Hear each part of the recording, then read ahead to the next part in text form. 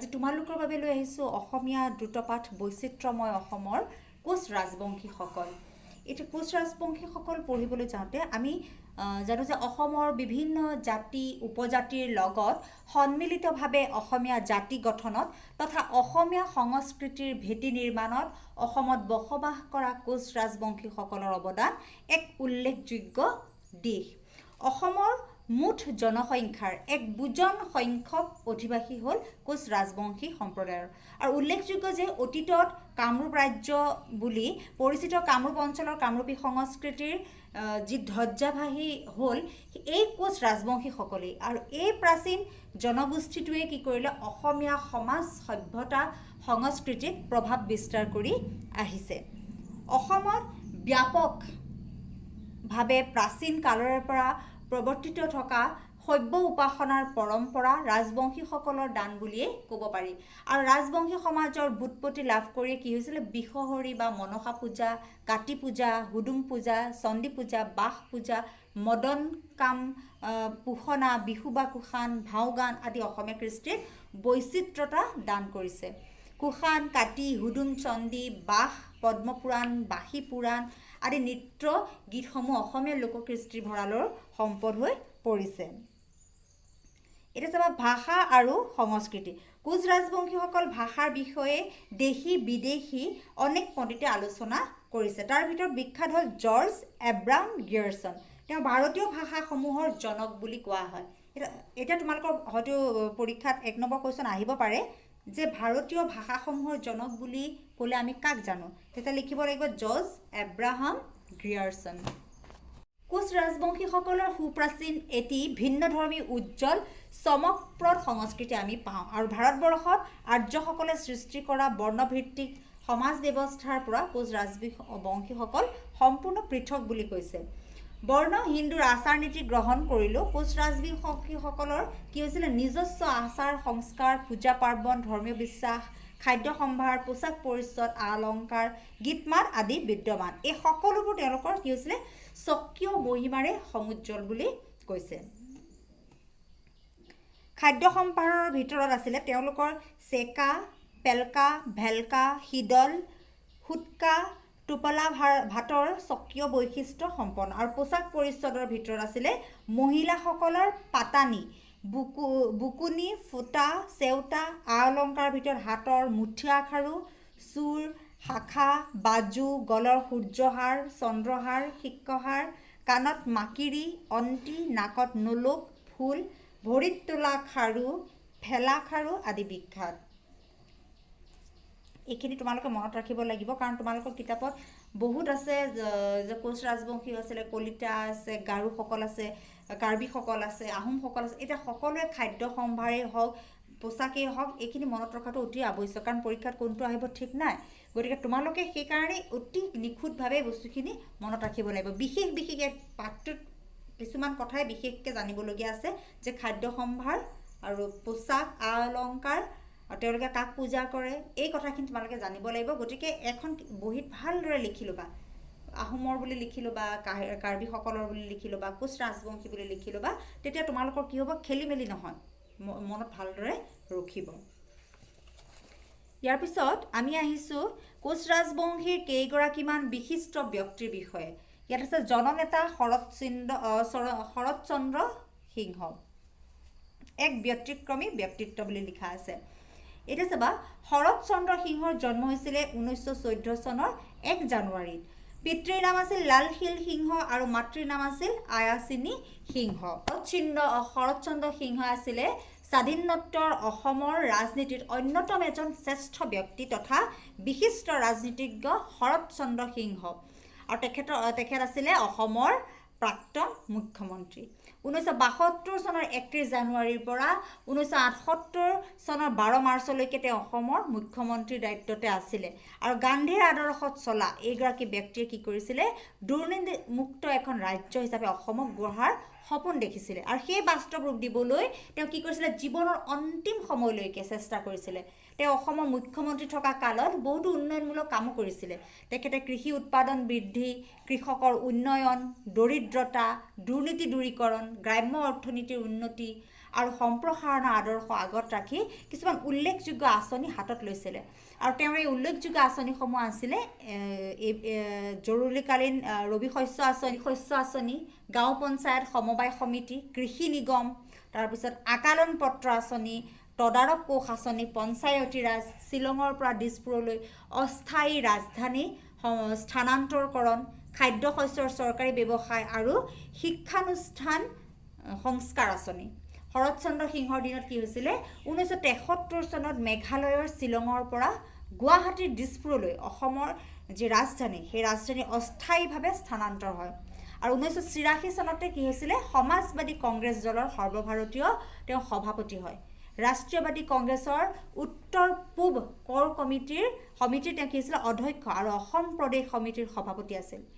প্ৰায় আধা শতিকা জুৰি নিষ্কলুষ চৰিত্ৰৰ এই প্ৰচাৰ বিমুখিতাৰে অসমৰ ৰাজনীতিৰ এক বিৰল ব্যক্তিৰূপে তেওঁ সন্মানিত আছিলে আৰু এই সন্মানিত ব্যক্তিগৰাকী কেতিয়া মৃত্যু হৈছিলে যে 2005 চনৰ 24 ডিচেম্বৰৰ মাজনিশা 93 বছৰ বয়সত বুলি দিয়া আছে এতিয়া আমি আহিছোঁ অম্বিকাচৰণ চৌধুৰী 1930 চনৰ 16 আগষ্টৰ দিনা কি হৈছিলে বঙাইগাঁও জিলাৰ অন্তৰ্গত বৰপাৰা নামৰ গাঁৱত অম্বিকাচৰণ চৌধুৰীদেৱৰ জন্ম হৈছিল আৰু তেওঁৰ পিতৃৰ নাম আছিল নৰেশ্বৰ চৌধুৰী আৰু মাকৰ নাম আছিলে কাশেশ্বৰী চৌধুৰী সৰু পৰাই তেওঁ মেধাৱী আছিল আৰু মেধাৱী থকাৰ কাৰণে তেওঁ কি আছিল আৰ্থিক অনাটনৰ মাজেদিয়ে বঙাইগাঁৱৰ পৰা প্ৰাথমিক আৰু উচ্চ বিদ্যালয়ৰ শিক্ষা লাভ কৰি গুৱাহাটীৰ কটন কলেজত পৰা 1955 চনত দৰ্শন বিভাগত অনাৰ্ছ সহ স্নাতক ডিগ্ৰী লাভ কৰে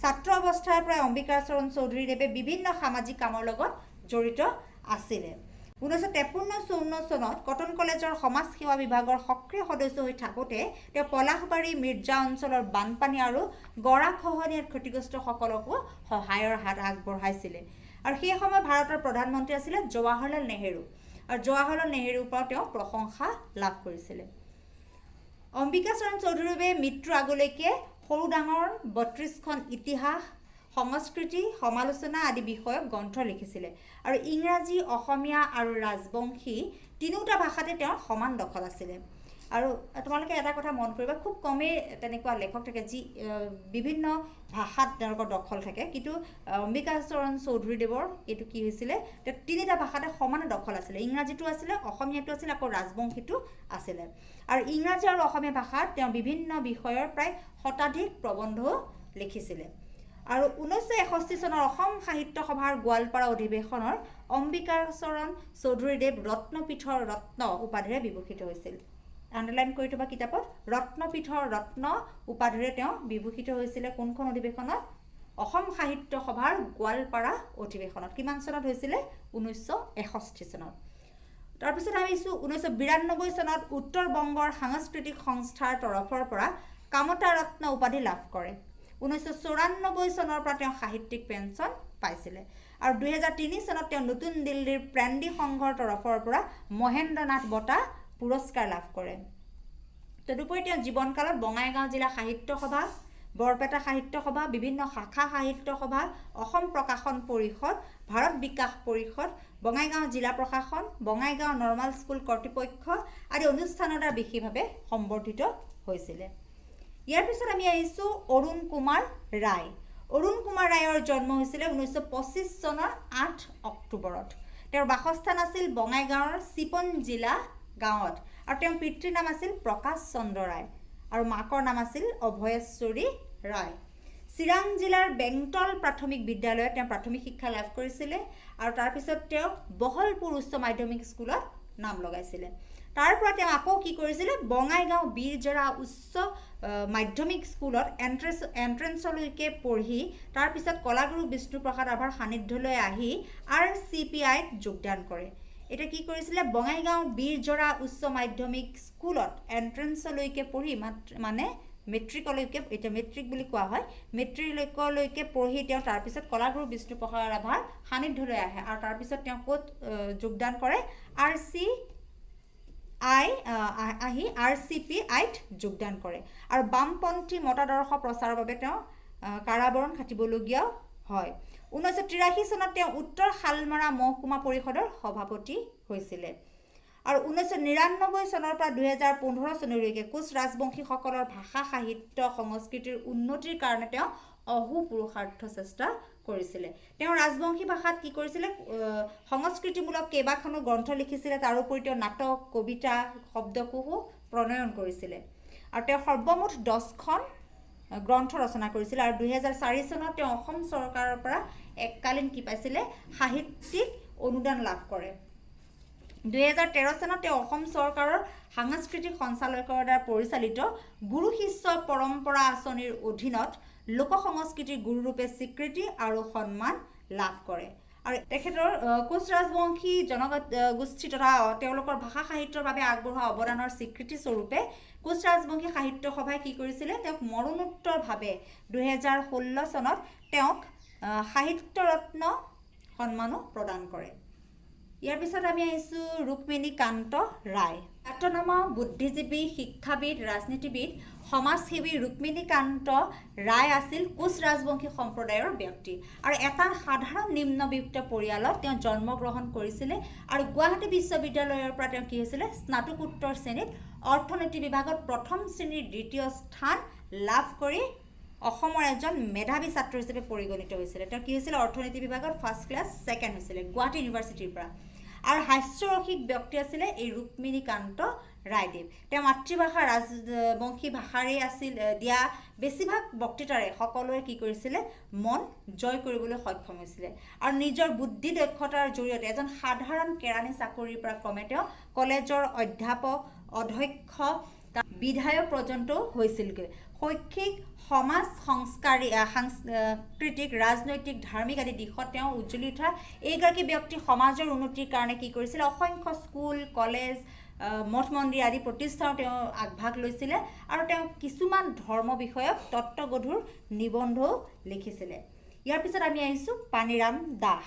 আজীৱন শুভ্ৰ খদ্দৰৰ ধুতি কুৰ্তা পৰিধান কৰা, সময়ৰ বালিত হেৰাই নোযোৱা খোজবোৰৰ অধিকাৰী, ত্যাগ দেশ প্ৰেমৰ আদৰ্শৰে আপোচহীন অবিৰত সংগ্ৰাম চলাই যোৱা সমাজকৰ্মী, মুক্তি যুঁজাৰু পানীৰাম দাসৰ জন্ম হয় 1917 চনৰ 7 এপ্ৰিল তাৰিখে মঙলদৈ ৰাজহ চক্ৰৰ অন্তৰ্গত জলজলি গাঁৱৰ এটি সাধাৰণ কৃষক পৰিয়ালত। কি কৈছে, আজীৱন তেওঁ কি পিন্ধিছিলে, শুভ্ৰ খদ্দৰৰ ধুতি, বগা খদ্দৰৰ ধুতিয়ে সদায় পৰিধান কৰিছিলে। স্বাধীনতা সংগ্ৰামৰ এগৰাকী দুৰন্ত তৰুণ বুলি তেওঁ কোৱা হৈছিল। আৰু এতিয়া সাধাৰণ কৃষক পৰিয়ালত জন্ম যদিও গ্ৰহণ কৰিছিলে, এই পানীৰাম দাসে কিন্তু 1937 চনত কি কৰিছিলে, কলিকতাৰ পৰা কৃতিত্বৰে প্ৰথম বিভাগত মেট্ৰিক পৰীক্ষাত উত্তীৰ্ণ হৈছিলে। তাৰপিছতে তেওঁ কি কৰিছিলে, মহাত্মা গান্ধীৰ নেতৃত্বত দেশজুৰি যি স্বাধীনতা সংগ্ৰাম হৈছিলে তাত সেই সংগ্ৰামত যোগ দিছিলে। আৰু 1941 চনত তেওঁ কি কৰিছিলে, মহাত্মা গান্ধীৰ সত্যাগ্ৰহত জড়িত হৈ তেওঁ কাৰাবাসো খাটে। তেওঁ নিজৰ দেশৰ উন্নতিৰ বাবে অহোপুৰুষাৰ্থ কৰিছিলে। আৰু 2005 চনত ভাৰতৰ মহামান্য ৰাষ্ট্ৰপতি ডক্টৰ APJ আব্দুল কালাম ডাঙৰীয়াই এইগৰাকী স্বাধীনতা সংগ্ৰামীক ৰাষ্ট্ৰীয় সন্মানেৰে কি কৰিছিলে, সন্মানিত কৰিছিলে। 2010 চনত 30 নৱেম্বৰত এইজনা স্পষ্টবাদী দুৰন্ত তৰুণ স্বাধীনতা সংগ্ৰামীজনৰ মৃত্যু হয়। আৰু নিজৰ দেশৰ উন্নতিৰ বাবে তেওঁ সদায় চেষ্টা কৰি অহা এই নমস্য ব্যক্তিজনে সকলোৰে পৰা বিদায় লয়। মৰমৰ ছাত্ৰ ছাত্ৰীসকল, আজি আমি পাঠটো শেষ কৰিলোঁ। গতিকে মই আশা কৰিছোঁ তোমালোকৰ অকণমান হ'লেও সহায় হ'ব। মই ইয়াৰ